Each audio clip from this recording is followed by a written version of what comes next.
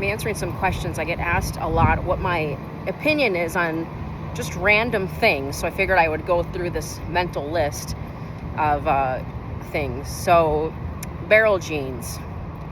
No, I do not like barrel jeans. I don't think you should make your legs look larger and rounder. They might be comfortable, but I personally don't like the look of them. Sushi. I don't eat sushi. It's packed with parasites. Some people ask me about salmon, if it's farm raised or wild caught. Both of them have been known to be very high in sushi. I also don't eat bacon anymore because of the parasite content in them. Grocery delivery, I prefer to do grocery delivery because it helps me not purchase things that I don't need. It keeps me really intentional about shopping.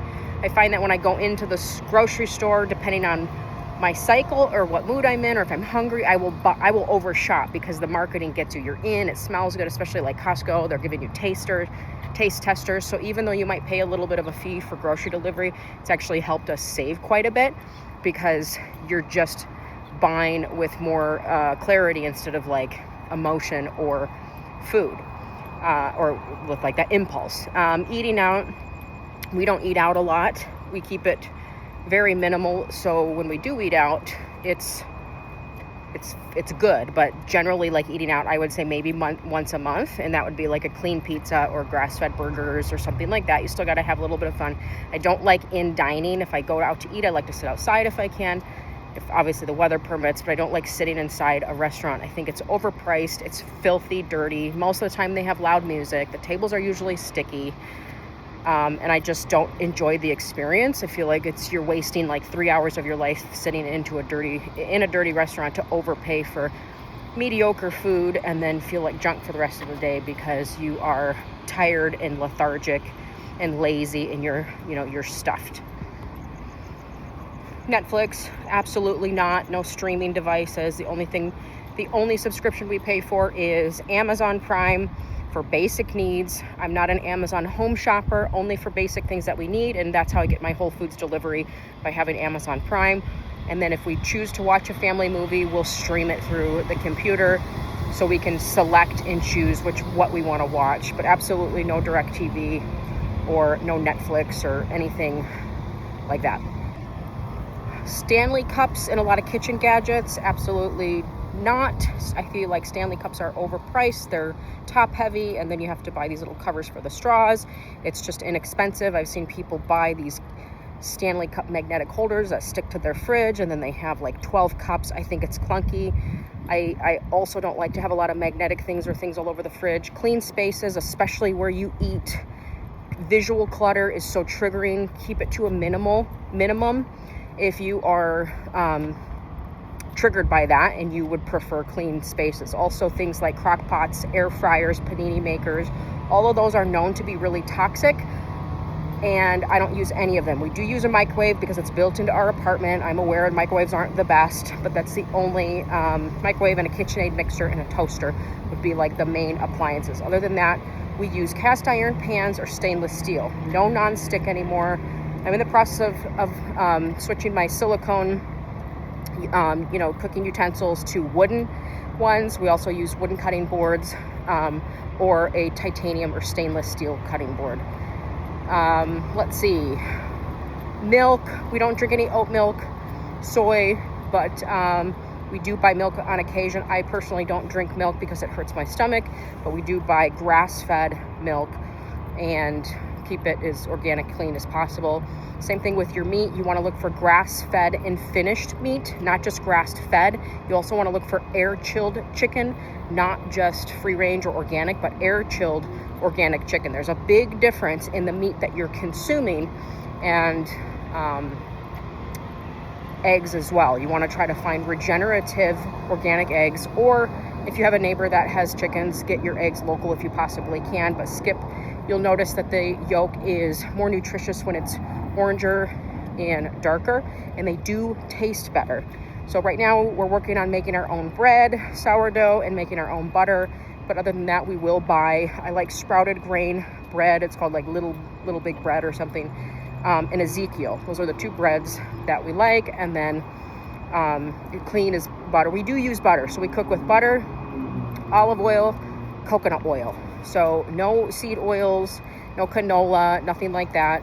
If we buy chips, we make sure that the chips don't have palm oil in them, and we try to get as clean. You can get chips with avocado and salt, basically. Like, just a couple ingredients is all you should be looking for when you're buying chips. We don't spend money on big vacations, getting our nails done, appointments that are unnecessary. The only thing would be haircut, things like that. Try to do most of the hygiene at home. You don't need to buy shaving cream. You can use soap. So there's a lot of different things that are marketed that you may think you need that you really don't need. Like, kitchen gadgets are like, keep your kitchen simple. Glass containers, mixing bowls, stoneware. Like, make sure you're not buying dishes from Home Goods. A lot of them have lead in them. A lot of those collections of coffee cups and stuff are packed with lead. So you want to make sure that you're buying clean materials with what you're eating. Same thing with silverware. Make sure that you're buying silverware that has no nickel in it. You'll notice on the back there'll be like a little number on it. You want it to say 0. You can also look up like I think no aluminum, no nickel, or something like that on, silverware, nickel-free silverware or something like that. So you're not ingesting the metals that your body doesn't need. I'm not a big fan of protein bars. I think you can get enough protein in if you're just eating the proper foods. Greek yogurt, eggs, meat is huge for protein. I used to eat protein bars, but it gives your body a lot of extra calories and a lot of extra sugars. So if you're trying to clean and eat clean, skip the protein bars. And I do drink a protein shake. Right now I'm drinking Momentum Longevity Shake. I love it. It has 30 grams of whey protein in it. I prefer whey protein. And it also has a lot of other things in it, like magnesium and colostrum and all of these different things that are really good. Vitamin D and D3 and K2 together and all this stuff. So I prefer that because it's in one drink. I take creatine. Try to take it every single day if I remember. And you can take 5 grams of creatine a day. I think 5 milligrams, just a small amount every day, which is known to be healthy. Take it after your workouts. Halloween decorations would be a big fat no. Anything Halloween would be no. Christmas, yes. So if you want to indulge in one season, personally, I like to indulge in Christmas. I have pulled back on decorating for every single season, like, holiday, Valentine's and Easter and 4th of July. What I do now is I keep January to June really crisp and light and fresh. And then for spring, I bring in just some fresh flowers or some pastels. Summer, nice and fresh. And then for fall, I just bring in some leaves and some deeper colors. I don't go all pumpkins galore like I used to and just acorns and hay bales and stuff, like that. Definitely nothing evil or dark I don't bring in. And then I start holiday, Christmas, the end of September, middle of September, so I can get started early. And that's really when I like to go all out and really enjoy. So Christmas would be the time that you want to really engulf yourself in that beauty. You got Christmas music, you're decorating trees maybe different than you did in the past. You're trying out some different themes. You're letting your creative juices flow. You're just having a great time. That's such a great time to try some new recipes.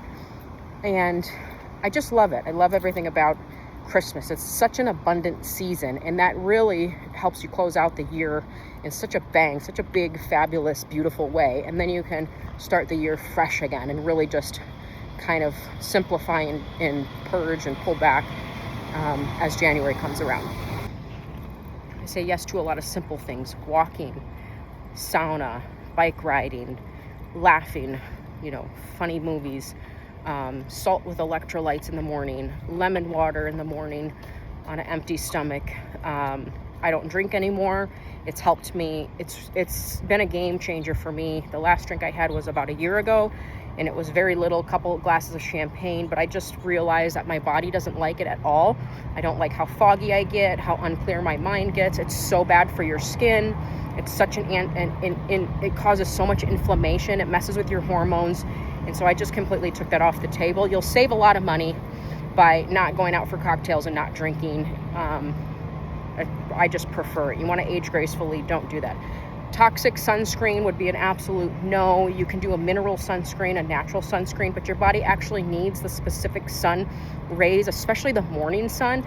but each time the UVA, UVB is beneficial for your circadian rhythm. So I don't wear sunscreen all day. I just wear a tinted mineral one on my face because I am out in the middle of the day a lot and the sun beats, down here, but your body needs some of that. What's dangerous is when people are lathering on all this toxic sunscreen and then they're sitting in the sun and that sunscreen is baking into their skin. So they're cooking themselves from the inside out with all this toxic sunscreen. And then they're drinking alcohol, eating chips and hot dogs. Okay, so you are giving yourself the big fat C by all that concoction in that mix of stuff. Then you're sitting in either a chlorinated pool that's also absorbing in your body. So your vacation or your relaxation in the sun has turned is terrible. So get a little bit of sun, but avoid all of those seed oils, alcohol, and the toxic sunscreen from baking into your skin while you're outside. Instead, switch it to a salt drink, salt electrolyte water, something like that, so you're staying hydrated. You don't have to do a lot of it because you don't want to overdo the salt, but a packet of salt electrolyte if you're out in the sun. Coconut water is great as well, and some mineral sunscreen, and that's really all you need, and your body will get what it needs, the nutrients from the sun, and you won't be absorbing all those toxic chemicals. I'm also not a fan of certain things that go into your body, and specifically mammograms. I don't do that. I don't agree with it. I don't like it. I've done enough research to know that it's very detrimental and that it increases your chance. So if you do need to get something done, you can do an ultrasound. They do ultrasound scans, which is much less invasive, and it's not putting a bunch of radiation into your body. So there's just certain things that I'm just not on board with. A lot of times people are asking me, what's my routine? What do I do? We also homeschool our kids. I'm not in agreement with public school. I feel public school is indoctrination for the most part. I didn't want to send my kids 40 hours a week to be indoctrinated, and then I would have to undo whatever they were learning that I didn't agree with in such a short period of time. And just look at the fruits of so many kids who are confused. And being a teen and growing up is confusing enough. It's already hard enough to really manage those emotions and manage those hormones and get through a lot of that, let alone putting them in an environment that makes them question who they are and fill them with all kinds of uncertainties, doubt, depression, anxiety, and things like that. So we chose not to do that, which is why we go through life together, homeschooled, and basically just go through life together.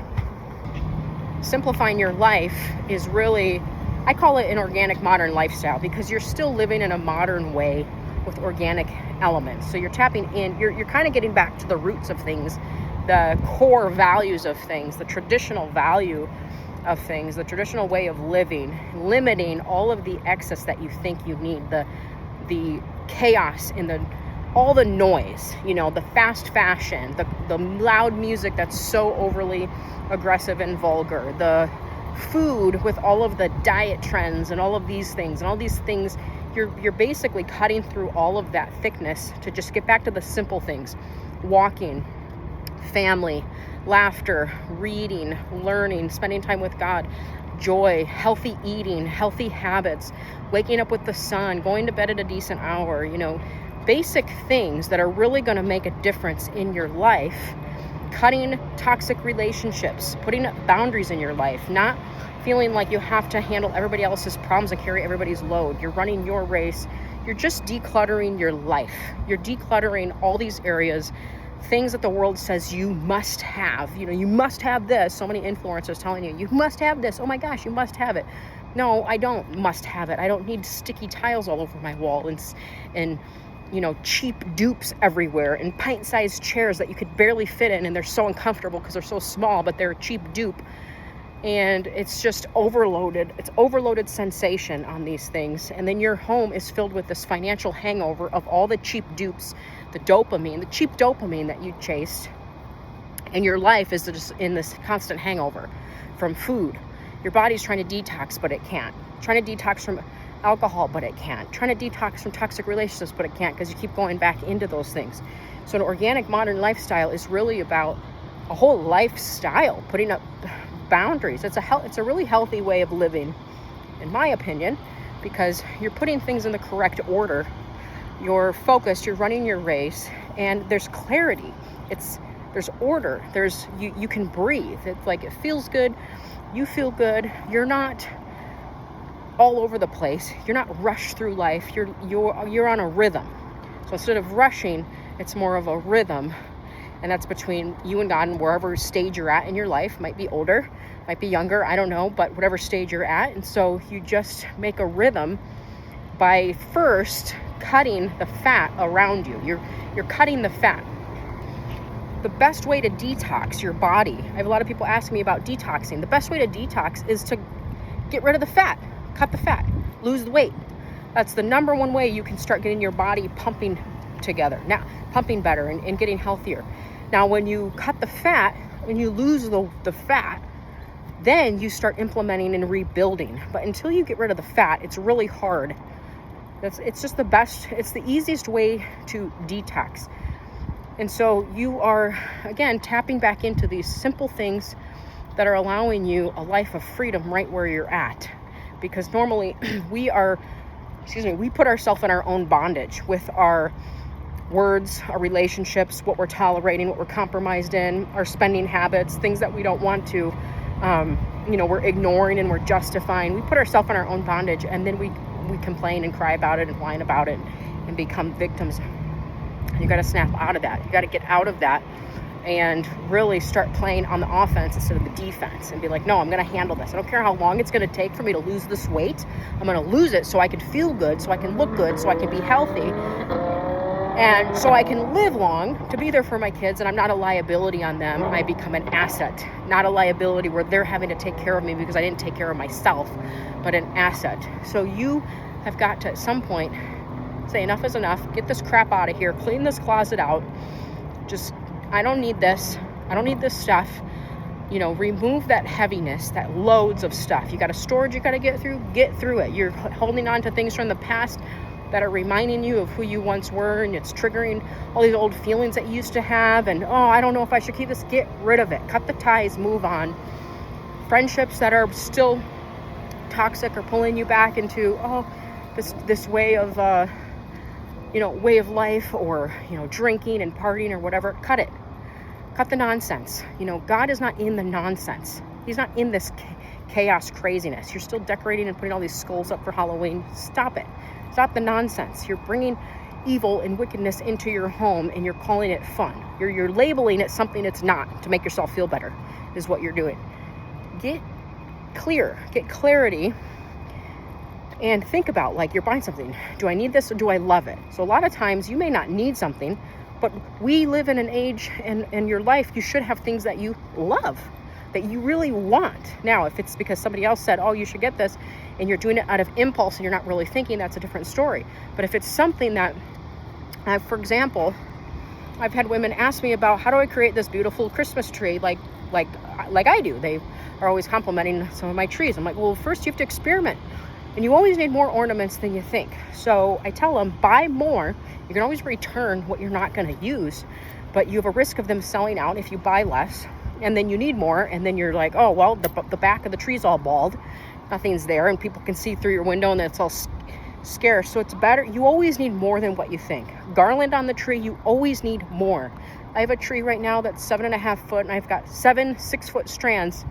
Barely enough. I mean, it covers it, but I probably could have added 2 more strands. So you always think you don't realize you need more than what you need. So that's why I tell them, if there's going to be an area that you want to go big in to create that really cozy feeling, maybe it's hosting, and you need to have a lot of table linens, and you need to have an area or a closet in your home because you love hosting and you love making dishes, and you need to have a variety, right, of table settings and serveware. I used to do that, and I don't do it anymore. So I don't need to carry that stuff. I don't need to have it. So I got rid of it all.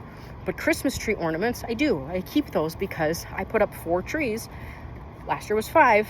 And I need to have an abundance of ornaments because I enjoy that. So don't be afraid to go all in on something that really brings you joy. Maybe you're a painter, an artist, and you need to have a variety of paint canvases and colors and art. That's you should. This is not about pulling back and being so frugal in life. Always do that.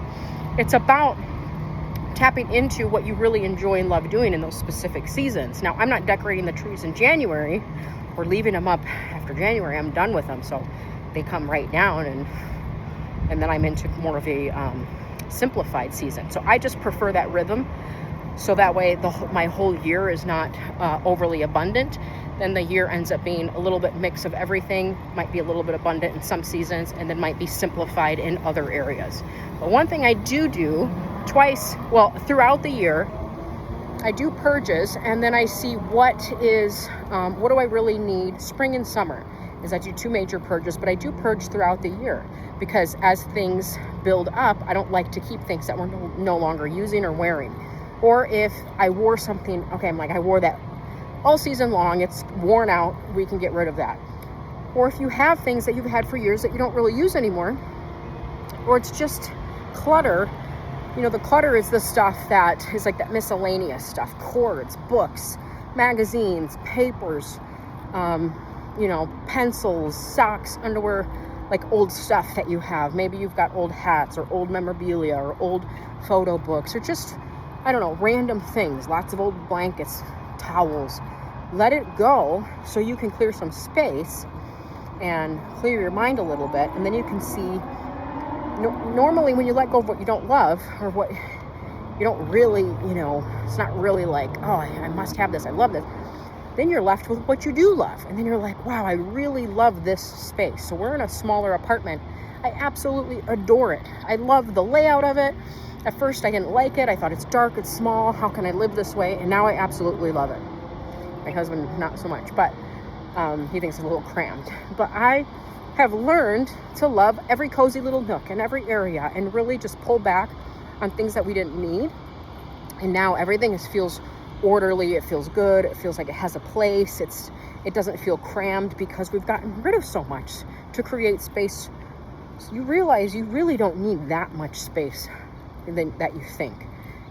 You could live with so much less, but nice things. Instead of having 10 dupes of something, just have 2 nice things. Instead of having a bunch of drawers crammed with random stuff, just have a few things that you really love. Like, you only need a couple makeup brushes. You don't need a whole vanity full of makeup brushes. Like, when you pull back, you realize there's freedom, there's peace, there's space, and you're surrounded by what you actually love, without having to dig for it, without having it suffocated by all the stuff that you just bought because it was a good deal, or you thrifted, or whatever. For me, I used to keep books, and my husband wanted a big library, and we thought, okay, we'll have all these books, and I did, and I had shelves of books. And then one day I realized I'm lugging these books all over the place, from one place to the next. They're heavy, because if I rotated furniture, I moved it, I had to find a spot for them, and they took up space, they were heavy. I had already read half of them, and the other half, I thought, well, if I didn't read them now, I'm probably not going to read them. I just got rid of them all. I kept one, and that's it. And I haven't read that one yet. I should just get rid of it, but she autographed it to me, so it has my name in it, so that's why I kept it. But I just thought, why? Why carry these into the future everywhere, lug them around? If it's under $30 and replaceable, let it go. You could buy it in the future if you desperately, want it. Chances are you're not going to. And you're not going to suddenly use it just because you shoved it in a closet somewhere for a future date that you might use. All of these things that are, I might use, or just in case, or for what if I need it? It's either that you have an attachment to the past, or you have a fear of the future. For one of the things is that's why you're not letting it go, because you feel that you can't replace it, or you have an attachment to the past. Let it go. Unless you love it, unless you're utilizing it, or you're going to use it, like Christmas ornaments. I'm not going to use them all year round, but you're going to use your Christmas or holiday decorations eventually for Christmas, or you're going to save those. But even then, I go through just to see, is this going to be my style moving forward? Is this something that I'm going to use again? Have I used it for the past 5 years and now it's ready to kind of move along? So you're always kind of doing inventory, because I don't think I could ever be a total minimalist. Sometimes it sounds appealing, but I like decorating too much, and I like pretty things. So it's more of minimalish. It's not minimalist. And in Christmas, it's a little bit more maximalist, because I prefer trees to be full and abundant. But you just have to find that balance of what works for you based on where you are heading, where you're going in life, and what you want to experience in this life, and really what God has for you. Be willing to make whatever changes you need to make, even if it's uncomfortable. there'll be freedom there. Two other things I just thought of. People asking about weighted vests. So I have never worn a weighted vest. I think that it's a trend. Sometimes I think it can be good for if you have osteoporosis, maybe alignment issues, but I know it could be good for building muscle. But I have never, 42 years old, and now all of a sudden everybody's wearing weighted vests. Every woman has a weighted vest on. I think it puts pressure on your joints. I think it could really hurt your back and your vertebrae if not done if not worn properly. And I think a lot of women do higher weight because they think that it's going to make them stronger. So I would say no, you don't need a weighted vest. You just need to start lifting weights, really. Lifting weights, basic stuff. And ice cream. So I love ice cream. My go-to ice cream is Alden's Organic. It tastes way better than any other ice cream that you can find in the store, like Dryers or Breyers or whatever. But if we went out for ice cream, of course I would get it. I love ice cream. That is the treat. I like treats. I eat really clean so I can enjoy those treats, and we don't go out to eat a lot, so I can enjoy some tiramisu. Interestingly, I don't drink any coffee. Not that I think it's terrible for you, though I do think a lot of coffee has mold in it, but I personally don't like coffee. I don't like the taste of coffee. I do drink tea and salt. I do like some certain salt drinks to help me, but really the energy would come from drinking a lot of water and being active. That's how you're going to get the most of your energy, and also making sure that your hormones are balanced, your testosterone is balanced, and you're getting enough sleep. So but I don't have anything against coffee though. If you are going out to eat, sorry, I burped. If you're going out for coffee at Starbucks all the time, you're probably packing on a lot of calories, a lot of artificially flavored stuff, tons of sugar, and that might be, detrimental to you trying to get healthy and get in shape. Oh, and that reminds me too, cold plunging. So I used to cold plunge. If you're a woman, I would not recommend cold plunging anymore. So I actually lost weight when I stopped cold plunging. I was more inflamed when I was, because it puts pressure, it puts your nervous system into more of a shocked state, which pushes your cortisol levels up. It's not good for the women's body. Now, men, it's totally different. I do see women that go back and forth, cold plunge and hot tub. I think it's terrible. Not only are you going back and forth into the chlorine, but you are just like, you're confusing your body. Hot, too cold, too hot, too cold. So your blood vessels are opening and closing, and you're putting a lot of stress on your body. A woman's body is stressed enough. Her nervous system gets stressed so easily, and so that's just making it worse. And interestingly enough, most women that I see doing the cold plunge or hot and cold, they're overweight. Very few do I see very in shape, very thin and in shape.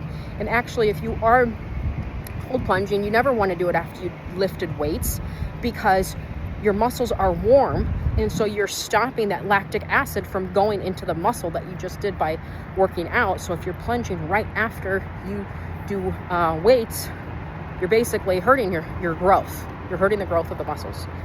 So it can be good for recovery and different things at different times, but it's better for men than I would say women.